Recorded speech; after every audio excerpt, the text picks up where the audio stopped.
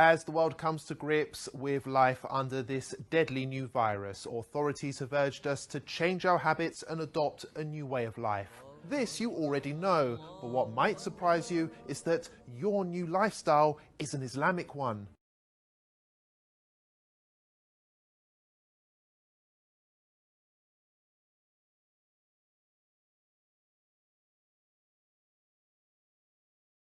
Muslims believe that the Quran is both a holy text and a guide on how to live a healthy and productive life.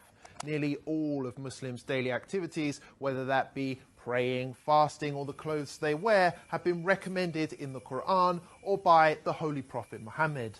And for years, many of these practices have been ridiculed by non-Muslims who accuse them of being backwards, weird, or straight up offensive. But now, whether you like it or not, we all have to behave like a Muslim.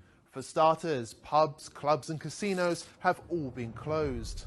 In some cases, medical experts urged for a complete halt on alcohol consumption because it makes the virus worse, prompting some countries to ban its sale outright. People are prioritizing hygiene and washing more regularly throughout the day, just as Muslims wash before their 5 daily prayers. It's even become socially acceptable not to shake hands, a typical Muslim practice between men and women, which was often branded insulting in Western culture. Elsewhere, people are now beginning to cover their hands, hair and face in order to protect oneself in public, including those who at one time or another used to insult Muslim women for choosing to do the same thing. You can use a scarf. A scarf is, a lot of people have scarves, and you can use a scarf. Scarf would be very good. And my feeling is if people want to do it, there's certainly no harm to it. I would say do it, but use a scarf if you want.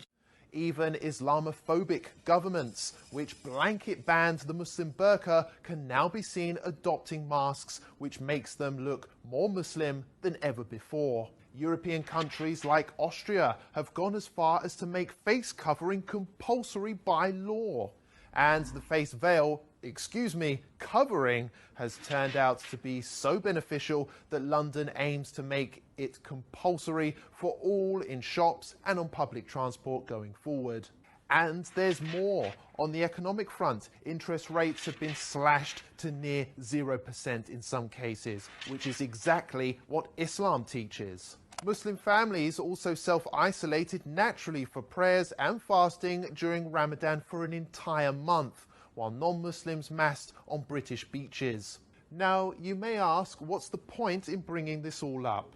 Well, the fact is, Muslims have been subjected to years of hate just because they love their faith. It's worth highlighting that it took a global pandemic to prove that Muslims have been right all along, and perhaps it's Western values which need reforming rather than Islamic ones. Remember that the next time you have something nasty to say about Islam.